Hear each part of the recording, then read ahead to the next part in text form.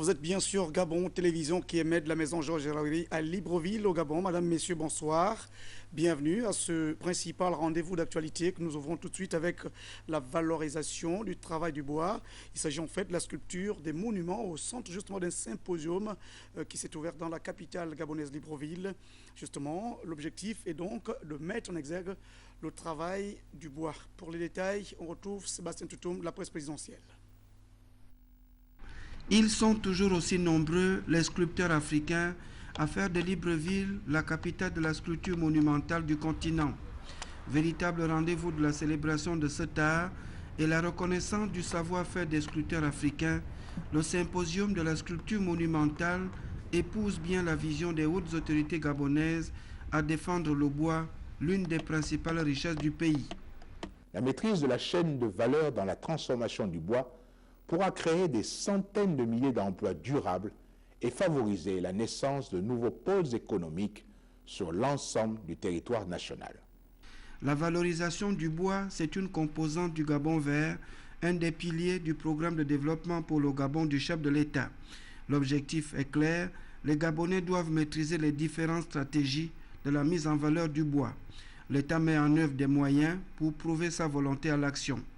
Le bois, que nous appelons l'unité de la forêt, joue un rôle important dans l'essor économique de notre pays, dans nos différents usages. Il est aujourd'hui utilisé comme bois d'œuvre, bois de service, bois énergie.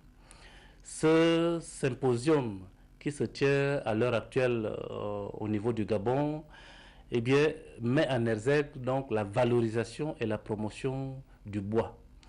Bois que nous utilisons comme matériau et qui rentre aussi dans notre culture. Le symposium rentre pleinement dans la politique d'émergence du chef de l'État parce qu'il permet donc la valorisation de notre culture, la valorisation du savoir-faire. Faire des Gabonais les spécialistes du bois et valoriser cette richesse nationale pour en faire plus que par le passé un produit à forte valeur ajoutée. La vision du chef de l'État est clairement définie. Le symposium international de la sculpture monumentale est une des preuves que le bois est une grande richesse. Culture encore dans cette édition d'information et l'université Omar Bongo Ondimba qui va justement abriter l'Institut Confucius pour la promotion de la culture chinoise entre autres. Le projet a été dévoilé lors d'une visite de l'ambassadeur de Chine au Gabon sur le campus de l'université. Pour les détails, Ahmed Mouyaka, Salnzengue Mabila. Le recteur de l'université Omar Bongo, Marc-Louis Ropivia, a dévisé avec l'ambassadeur de Chine au Gabon, son Excellence Sun Jiwen, le projet de création de l'Institut Confucius à l'UOB était au centre de leurs échanges. Je viens ici pour parler donc, des projets de coopération entre la Chine et le Gabon dans le secteur éducatif. On envisage donc la création d'un institut Confucius dans l'avenir à l'université donc Omar Bongo parce que cela donc favorisera donc les échanges culturels et dans le secteur éducatif entre la Chine et le Gabon. Dans l'éducation, on va faire beaucoup de choses pour que ce secteur deviendra un des secteurs pionniers de notre coopération bilatérale. L'enseignement du mandarin à l'université Omar Bongo constitue un objectif qui revêt un intérêt essentiel pour le professeur Marc-Louis Ropivia. J'ai été très heureux d'accueillir l'ambassadeur de Chine, pays qui, comme vous le savez, avec lequel nous entretenons une coopération multiforme. Et ici, ce matin, à l'UOB, il a été question essentiellement de coopération culturelle. Il y a entre la Chine et l'université Omar Bongo un projet extrêmement important. C'est le projet d'implantation de l'Institut Confucius. Vous savez, ces centres culturels chinois dont la mission est d'apprendre aux Gabonais, de les informer sur la culture chinoise et leur apprendre aussi la langue chinoise, c'est-à-dire le mandarin. C'est un intérêt majeur. Vous le savez, la Chine est en train de devenir une grande puissance. C'est un pays en développement et compte tenu de son poids démographique d'abord et aussi compte tenu de son poids économique croissant. Il est appelé à jouer un rôle important dans le monde et il est logique de ce point de vue que la culture chinoise et le mandarin soient enseignés. Cette visite jette ainsi les bases d'une coopération culturelle qui se veut fructueuse. Et puis l'université Omar Bongo Ondimba qui peut se féliciter donc de l'évaluation de ses enseignants et chercheurs au terme de la 35e session du Conseil africain et malgache pour l'éducation et la science, le CAMES. Vous le savez, un rendez-vous qui se tenait donc à N'Djamena au Tchad. Il y a eu donc 14 nouveaux maîtres assistants et 4 maîtres de conférences entre autres. Envoyé spécial à N'Djamena, Patrick Stimangoy. L'éducation est l'outil le plus important pour doter les peuples africains de connaissances, aptitudes et attitudes nécessaires pour leur permettre de conduire cette vision. Il faut un enseignement supérieur de qualité si l'Afrique doit générer des solutions endogènes pour faire face à ces défis. Ici, à l'université de Toukra, 1104 dossiers de candidature au grade de maître assistant, maître de conférence et professeur titulaire ont été évalués par les examinateurs des 8 comités techniques spécialisés. Pendant 8 jours, les présidents de CTS ont placé la rigueur, la pertinence, l'excellence et la qualité des dossiers au centre de la critériologie CAMES. Je compte sur vous pour que la promotion des élites africaines soit la plus méritoire possible. Nous savons que nous avons le destin de nos collègues entre nos mains. Nous savons que nous devons promouvoir des collègues qui méritent d'être hissés au grade qu'ils aspirent. Faites-le avec toute la rigueur voulue, avec le sens de l'impartialité que l'on vous connaît, de manière que nos élites soient dignes d'être ce qu'on attendait. Le taux de réussite de 79,36% des comités consultatifs interafricains de N'Djamena a constitué un bon score par rapport à la moyenne de 70,76% de tous les CCI tenus depuis 1978. Vous savez que la promotion des enseignants-chercheurs se faisait au début sur les listes françaises, avec tous les aléas que cela supposait, toute la dépendance que cela supposait.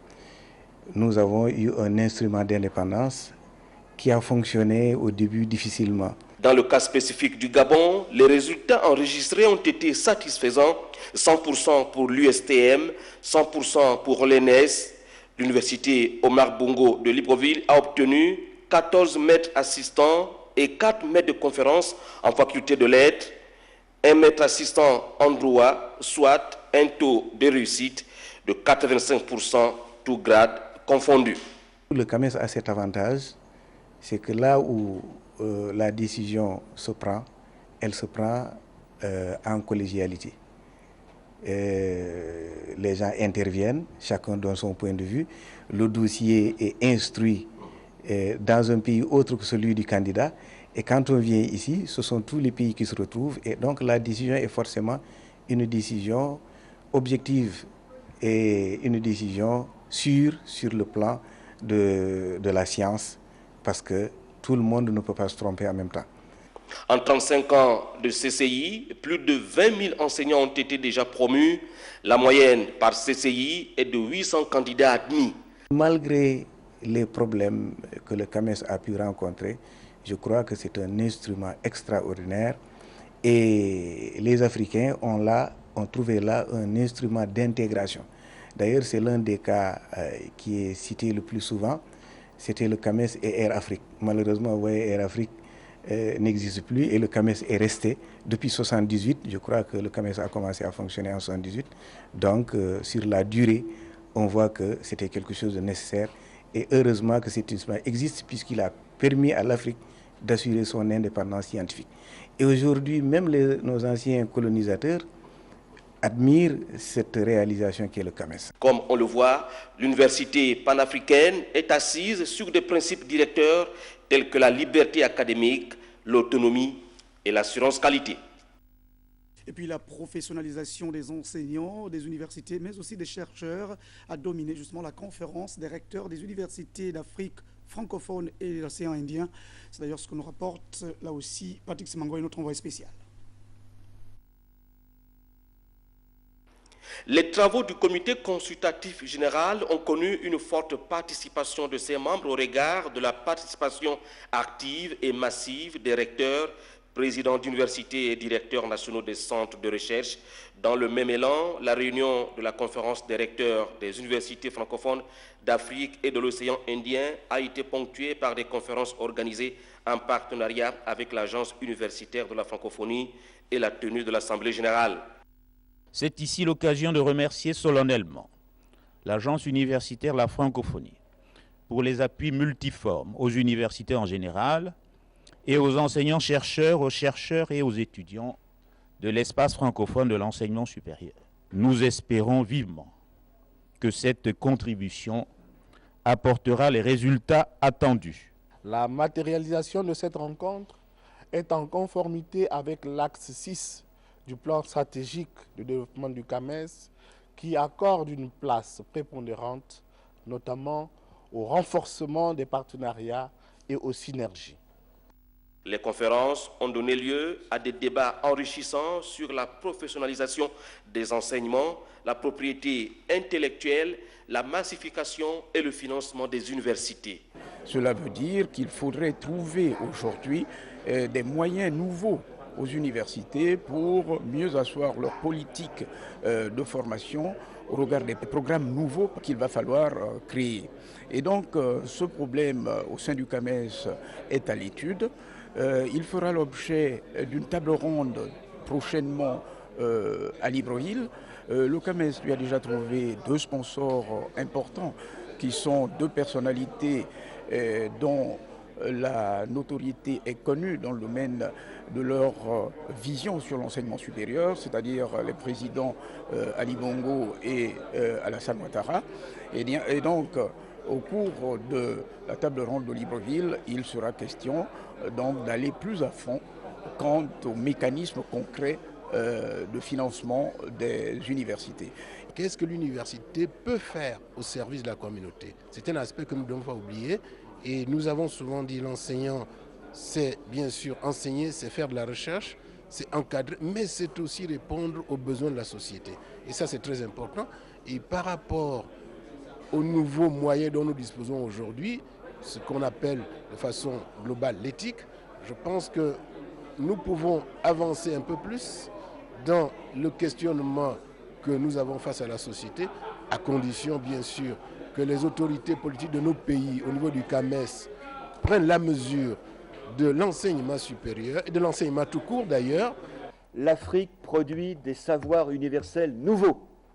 Il faut les rendre visibles, il faut les rendre efficients, car ces savoirs, vos pays, l'Afrique, le monde et toutes les sociétés et toute la science du monde en ont besoin. Aussi, la réflexion sur le plaidoyer de Madagascar en vue de la redynamisation de sa participation aux activités du CAMES, présentée avec brio par le professeur Edouard Ngou Milama, a eu l'écho attendu. Ils se rendent compte que le CAMES, qui est notre espace commun, mutualisé pour traiter les problèmes d'enseignement supérieur en Afrique et pour recruter les enseignants de haut rang, les enseignants de haut rang, que cette institution a une qualité de service, une qualité de travail qui nous est reconnue par l'ensemble des institutions de formation. Donc Madagascar, il faut le leur reconnaître, ils ont fait le vrai diagnostic, ils reviennent. Les communications enregistrées visaient toutes la construction d'une Afrique intégrée, prospère et paisible, une Afrique qui représente une force dynamique sur le plan international.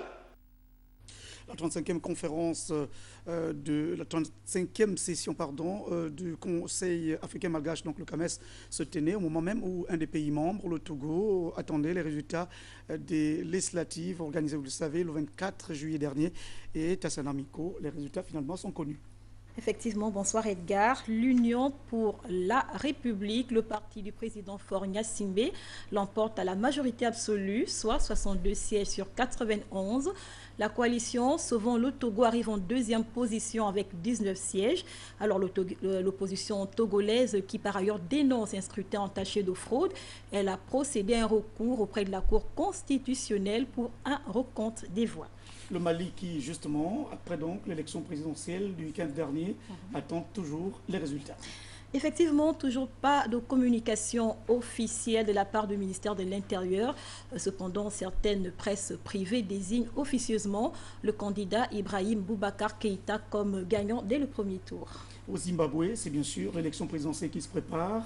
Le président Mugabe qui part favori, mais aussi l'opposant Morgan Tsvangirai, qui était jusqu'ici Premier ministre, qui est également confiant. Effectivement, 93 en âge de voter, Edgar se sont donc inscrits à cette élection. Alors le président Mugabe, vous l'avez dit, donc 33 ans au pouvoir, s'opposera à son premier ministre rival Morgan Tsvangirai. Pour la bonne tenue donc de cette élection, 600 observateurs ont été accrédités par l'Union africaine. Justement, la frontière entre la Tunisie et l'Algérie, un incident grave a suscité donc la mort de 9 soldats tunisiens et la Tunisie observe justement 3 jours de deuil. 9 soldats tunisiens en effet ont été tués au cours d'une embuscade auprès de la frontière algérienne. 5 d'entre eux ont été égorgés et 3 décapités. Une situation qui vient davantage plonger la Tunisie dans le choc après l'assassinat la semaine dernière de l'opposant Mohamed Brahmi. Alors l'opposition tunisienne qui monte au créneau et qui réclame la démission du gouvernement et la dissolution de l'Assemblée nationale constituante, chose que refute totalement le pouvoir en place qui par ailleurs promet des élections législatives le 17 décembre prochain. Sanamiko, terminons donc par le Proche-Orient où les négociations semblent avoir repris entre les Palestiniens et les Israéliens. Après 3 ans de blocage de discussion, Edgar, donc ce matin, il y a eu une rencontre préliminaire qui tenait donc à mettre en place une méthode de travail. Toutefois, les discussions s'étendront sur 9 mois. Plusieurs sujets seront abordés, notamment les questions de frontières et des réfugiés. Merci Tassana Miko. Merci. On poursuit le journal, cette fois avec l'Institut supérieur d'ingénierie, un établissement d'enseignement supérieur privé qui reçoit des boursiers de l'État gabonais face justement à son ambition d'expansion. Bien sûr, l'établissement assis sur une vingtaine de filières vient d'ouvrir cette nouvelle structure à Port-Gentil, la capitale économique. Envoyé spéciaux, Eric Nzengi Mbadinga, Jean-Didier Mambondo.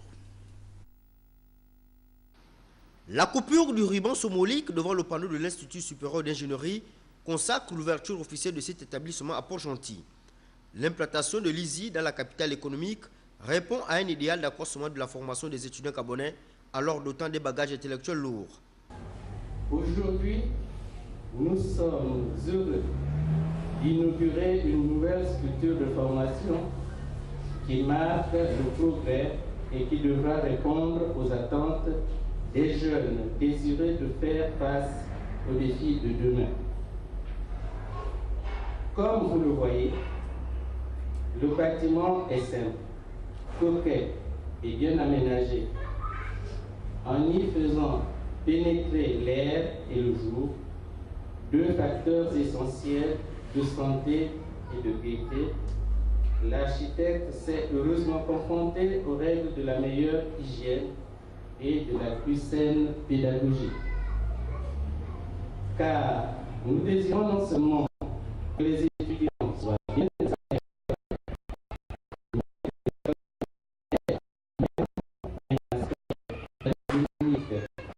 Les contenus éducatifs sont adaptés aux besoins du monde économique gentillet. Parmi les filières, on retrouve l'économie pétrolière, l'ingénierie pétrolière, la logistique pétrolière industrielle, la comptabilité et la fiscalité pétrolière. Les autorités se réjouissent de l'avènement de l'ISI à Port-Gentil. Au nom de M. le gouverneur de la province, la première autorité de la province, empêché, c'est plus pour saluer cette initiative. Nous qui sommes ici, on a même des nouveaux bacheliers. On est en train de s'interroger les enfants s'ils doivent livrer cette affaire de fac. Qu'est-ce que ça va donner? C'est cela que prône même le chef de l'État depuis qu'il a été intronisé sur la formation des cadres pour que le pays puisse vraiment émerger. On ne peut pas parler des gens s'il n'y a pas de qualité. Ramenant la question pédagogique à une adéquation ou une correspondance entre l'offre et la demande d'emploi, l'établissement contribuera sans aucun doute à leur insertion professionnelle.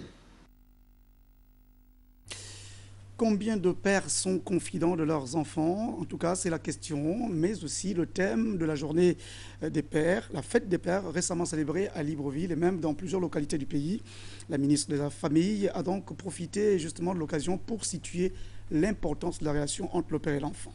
Jean-Raoul Mbadinga. Le père, confident de ses enfants, c'était le thème retenu à l'occasion de la célébration en différé de la fête des pères dont les manifestations se déroulaient à la halte garderie de Yayi. Le ministre de la Famille, Honorine Zebitege, s'explique sur le choix du thème. Qu'est-ce que nous entendons par père confident des enfants? Il y a des moments où l'enfant a besoin d'être seul avec son père.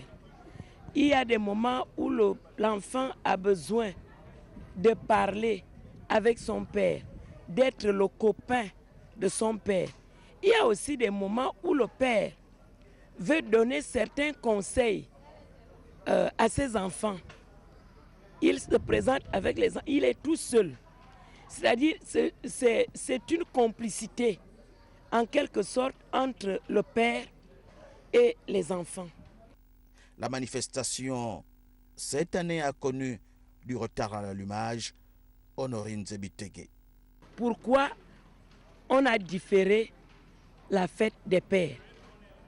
Non seulement parce que la date internationale coïncidait avec les manifestations de la célébration de la journée internationale des veuves, mais aussi nous voulions que cette fête se passe au moment où tous les stress sont tombés.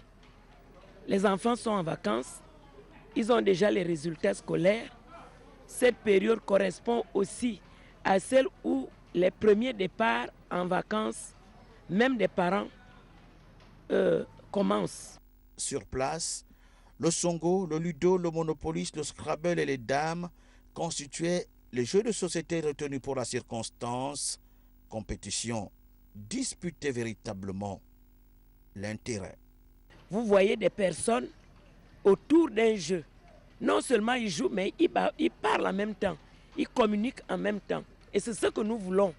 Pendant les week-ends, par exemple, les sorties, lorsque les papas sortent avec les enfants, ça permet aux enfants de se rapprocher un peu plus des parents en général et des pères en particulier. Le plaisir pour ces pères, mais aussi pour le ministre de la Famille et des Affaires sociales, de partager ces moments de détente était grand. Le personnel du département a su donner de la chaleur à la manifestation afin de resituer le père au centre de la cellule familiale. Nous allons à Bikeleazon, un quartier de la périphérie de la capitale gabonaise Libreville, où les populations ont créé un collectif pour venir en appui aux efforts du gouvernement de la République en matière précise justement de l'ouverture des voies d'accès. Je vous propose ce reportage de Lune Kavou et de Michel Boudéan. Bikeleazon, une zone presque inaccessible en voiture pendant la saison pluvieuse. Le mauvais état de cette seule voie d'accès, traduit par le soulèvement de la poussière à chaque passage de voiture en saison sèche, se transformera dès la tombée des premières pluies en lacs et bourbiers.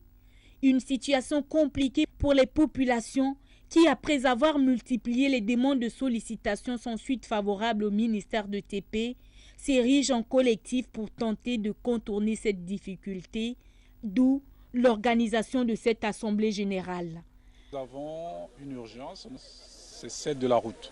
C'est pourquoi nous avons appelé les populations de venir à l'Assemblée générale pour que nous puissions essayer de mutualiser nos moyens et réaliser la route, surtout dans certains points particuliers qui font que lorsqu'il pleut ici à Anzon, nous ne puissions pas sortir. Les difficultés d'accès en eau et en électricité se posent encore ici.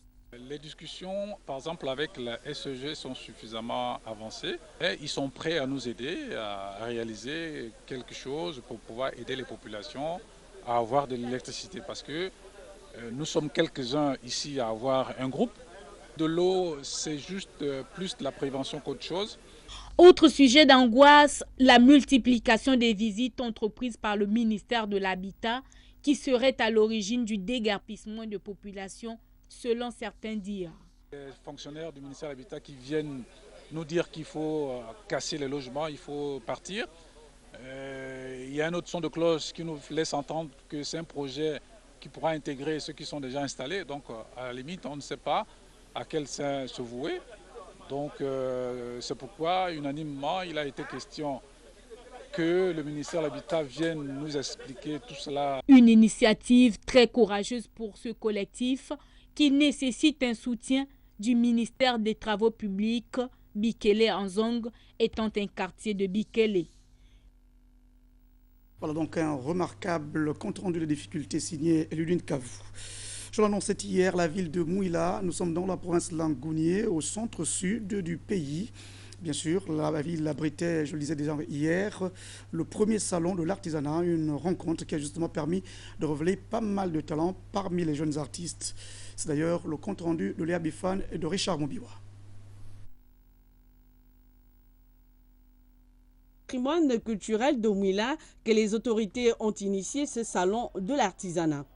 Placé sous le thème « Une jeunesse, un artisan, un avenir en confiance », les exposants ici ont démontré leur savoir-faire.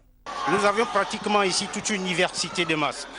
Et chaque masque a une double fonction. Le côté initiatique et le côté de cérémonie de réjouissance. À l'exemple ici de ces masques que vous voyez, les masques pour nous, qui aujourd'hui symbolise les 9 clans, les 9 carreaux que vous voyez au niveau du front. C'est les 9 clans.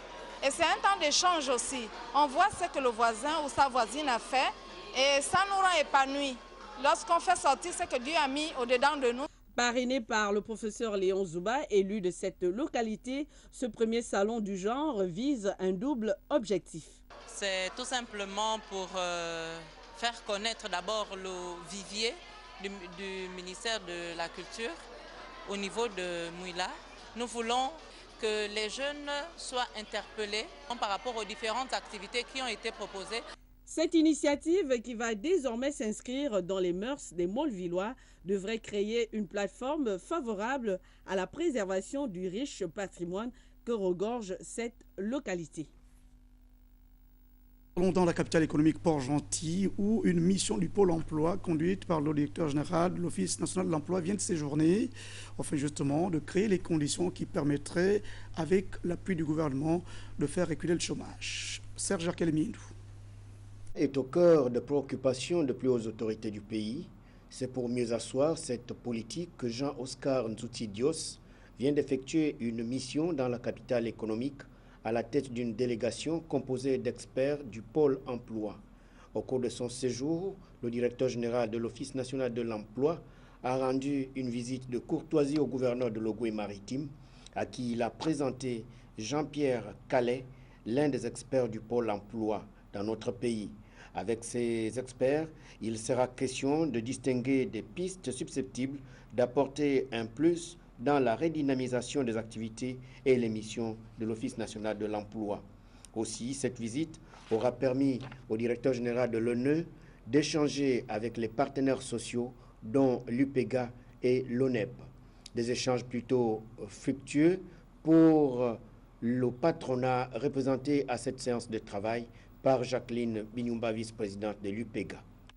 Les possibilités de coopération qu'il pourrait avoir entre le patronat et l'Office national de l'emploi dans l'amélioration justement de l'accueil des demandeurs d'emploi et de leur employabilité.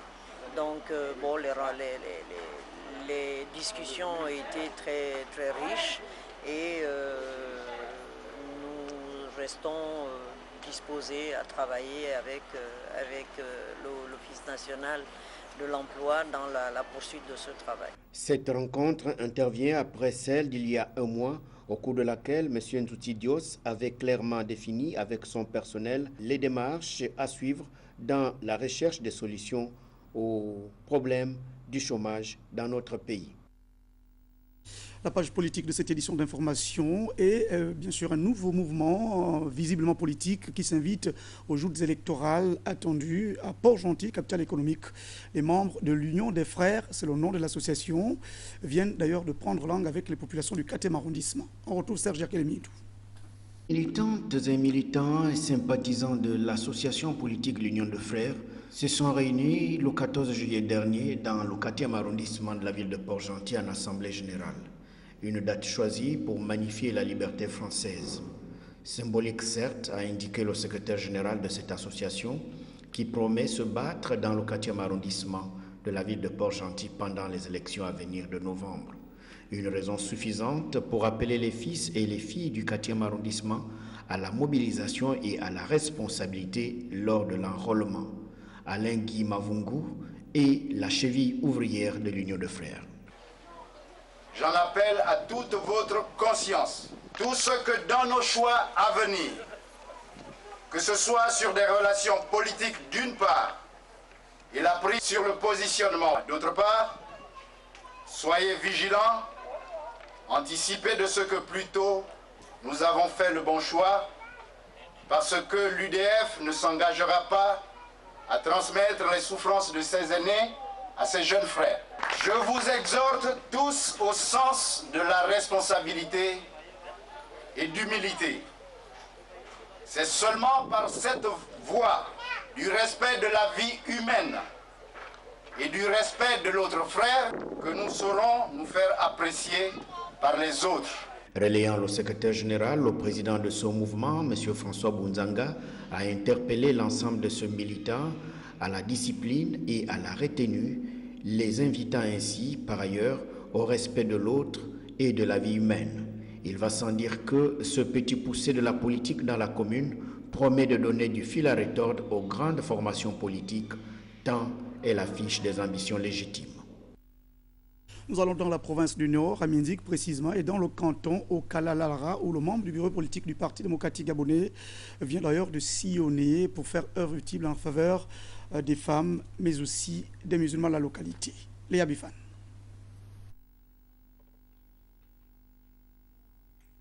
En cette période de jeûne chez les musulmans de sa circonscription politique, le membre du bureau politique PDG du canton Okala, Lalara, Crépin Godok, a témoigné sa charité à la communauté musulmane en ce mois béni de Carême consacré aux bonnes œuvres.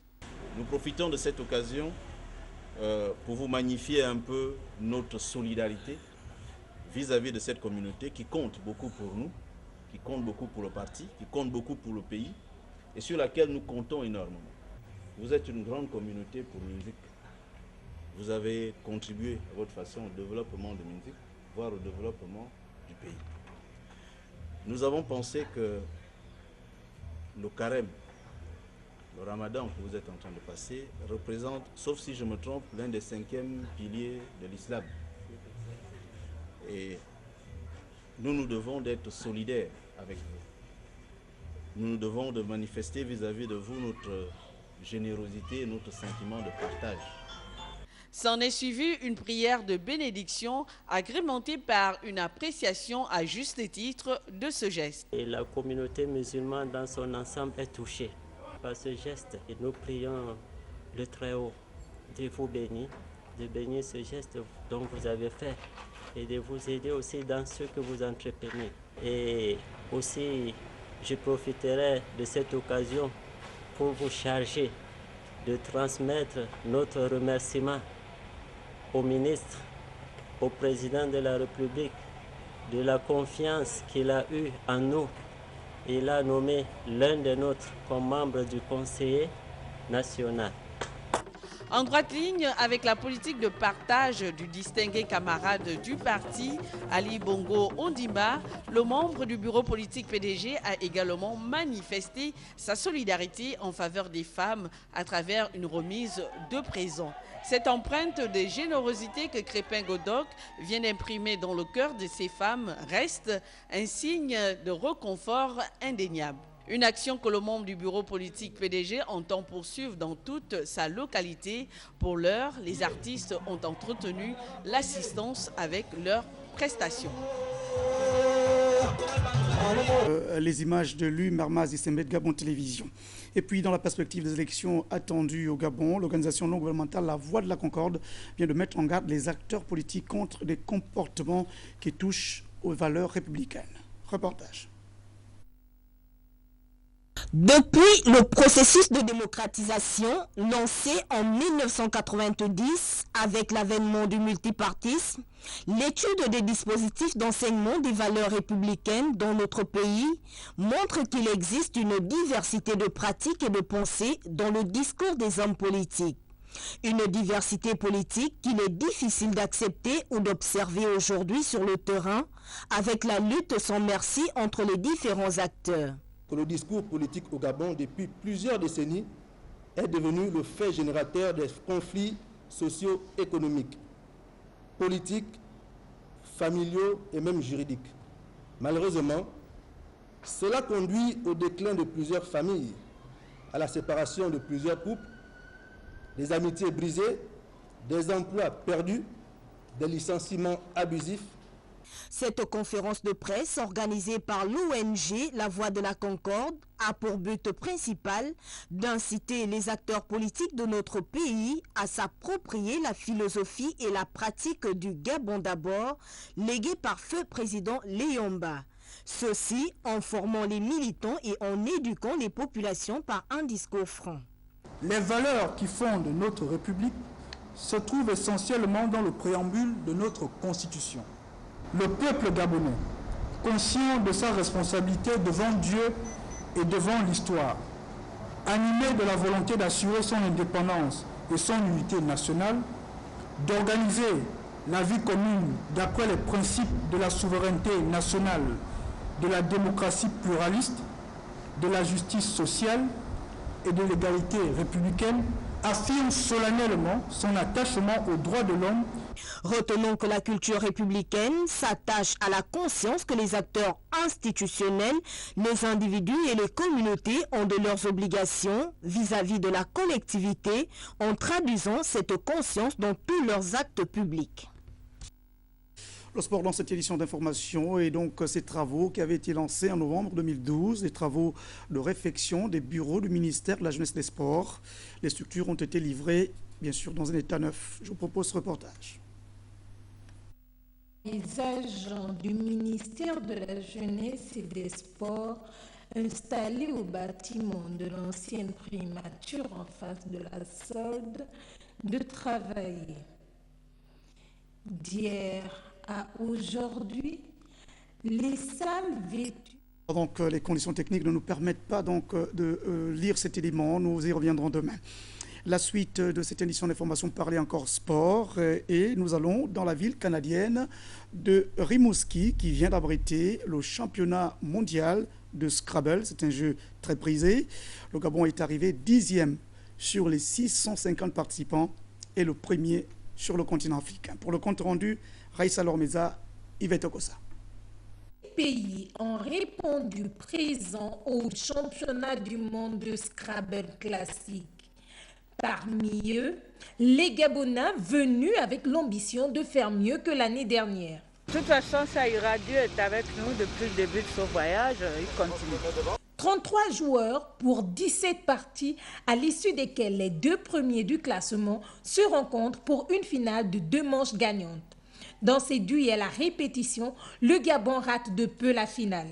C'est vrai que j'ai un sentiment d'amertume qui me reste là collé sur la gorge, mais c'est tout de même quand même un sentiment de satisfaction parce qu'on a déjà mieux fait que l'année dernière. Donc ça veut dire qu'il y a encore du travail, vraiment, sachant que j'étais à une victoire de la finale. Bon. Chelik Ilagou Rekawe, le Port-Gentillet, offrira donc au Gabon la 3e place ex aequo, sinon 5e au classement, et la 7e place avec Darel. Une progression qui satisfait la délégation. Le Gabon part de la 8e à la 5e place. Ça, il faut encourager ces enfants-là. Un petit regret, pourquoi? Parce que le jeune Chelik était bien positionné. On a eu beaucoup d'espoir, mais ça viendra. Lorsqu'on va en progressant, l'année dernière nous étions 8e mondial. Et il faut préciser que nous avons cette année 2 Gabonais dans le top 10. Ça veut dire qu'on a un 5e et on a un 7e. C'est pas négligeable, donc vraiment sentiment de satisfaction. La participation africaine, participation gabonaise, est hautement appréciée par la famille du Scrabble mondial. On perçoit des joueurs gabonais de plus en plus à un niveau prometteur, on va dire, au niveau des compétitions. La délégation est officielle et je crois que c'est bien de voir arriver cette fédération qui est montante pour nous et qui est une belle image de l'Afrique. Ce rendez-vous de Rimouski a aussi vu se jouer le défi qualifié de mort subite car il élimine les scrabbleurs coup sur coup. Pour 650 participants venus de 11 pays francophones, dont 7 africains et les États-Unis, Tchelik Ilago Rekawe, le Gabonais, sera la révélation africaine du tournoi en s'adjugeant la 10e place au défi mondial et en terminant meilleur africain. Et puis une nouvelle assez triste donc, dans cette édition d'information, vous allez le voir en image. Donc, nous l'apprenons d'ailleurs ce mardi, le décès en France à l'âge de 73 ans de Joseph Mondjo, ancien ministre de la fonction publique de 1983 à 1986, secrétaire général adjoint de la présidence de la République. Joseph Mondjo, qui laisse une veuve et 3 enfants, fut également député de la 8e législature sur le siège de Logoulou à Mimongo dans l'Angounier. Le programme des obsèques sera communiqué sur nos antennes. Merci à Tristan Akwemve et toute l'équipe de la réalisation. Le journal était donc coordonné par Elvire Tali, Oumou Weremi et Ludwin Kavou. On se retrouve demain. Bonsoir.